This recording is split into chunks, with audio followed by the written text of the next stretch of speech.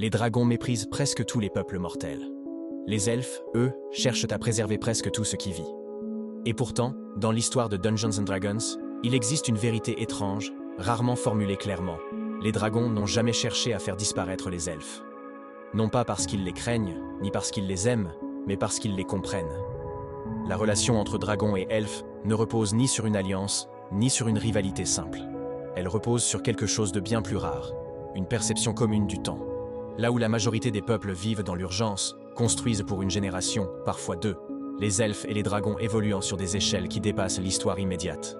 Les dragons portent en eux une mémoire ancestrale, fragmentée mais profonde, faite d'âges révolus, de royaumes effondrés et de cycles répétés.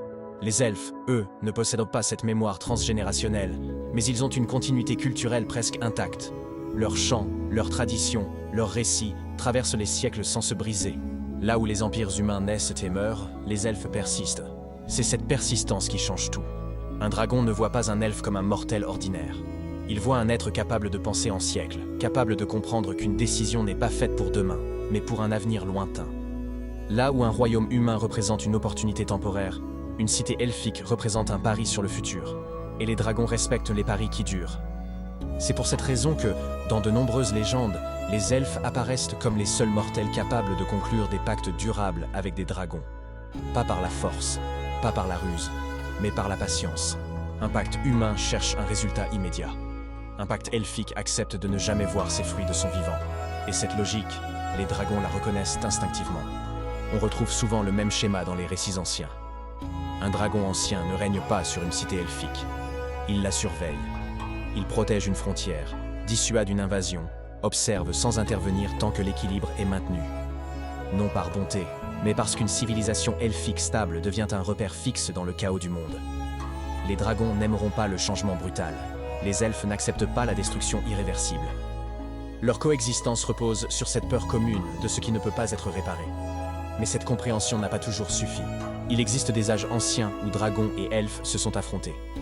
Pas dans des guerres éclatantes chantées par les bardes, mais dans des conflits longs, étouffés par le temps. Des cités elfiques ont brûlé sous des souffles draconiques. Des forêts anciennes ont été rendues stériles par des combats trop puissants pour le monde qui les entourait. Des dragons ont été chassés, scellés, parfois condamnés à l'oubli par des magies elfiques conçues pour durer plus qu'une vie. Si ces guerres sont absentes des chroniques, ce n'est pas parce qu'elles n'ont pas existé, mais parce qu'elles ont coûté trop cher au monde pour être répétées. C'est précisément pour cela que la compréhension mutuelle est devenue une nécessité plutôt qu'un choix. Car même lorsqu'ils se respectent, elfes et dragons ne poursuivent pas les mêmes objectifs. Les elfes cherchent l'équilibre vivant.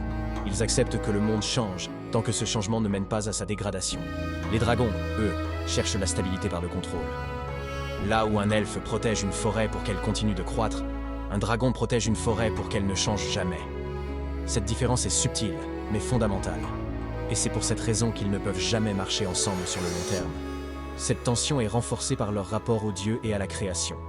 Les elfes sont liés à Corellon l'Arétiane, une divinité associée à l'art, à l'identité fluide et au changement maîtrisé. Ils acceptent la transformation comme une nécessité. Les dragons, eux, sont issus d'une création plus ancienne, plus brute, plus primordiale. Ils portent le poids de la continuité et refusent instinctivement l'idée de disparition. C'est ici que naît une jalousie silencieuse. Les elfes meurent, mais leurs âmes persistent. Ils peuvent renaître, se souvenir, se réincarner sous différentes formes. Les dragons, malgré leur longévité immense, craignent l'oubli total. Les elfes acceptent la fin comme une transition. Les dragons l'aperçoivent comme une annihilation. Certains dragons protègent donc des lignées elfiques pendant des millénaires, fascinés par leur rapport à l'éternité. D'autres cherchent à les dominer, non par cruauté, mais par désir de comprendre ou de s'approprier ce qu'ils n'ont pas.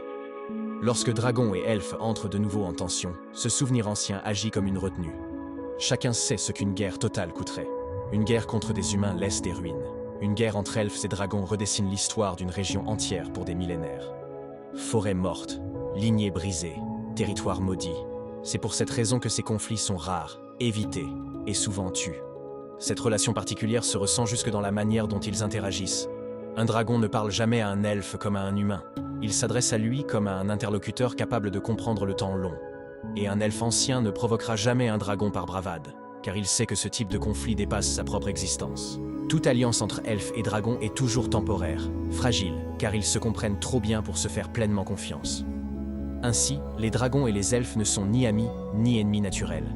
Ils sont deux peuples trop anciens pour ignorer le poids du monde. Les elfes préservent la mémoire vivante. Les dragons préservent la stabilité par la peur. Ils ne sont pas faits pour marcher ensemble.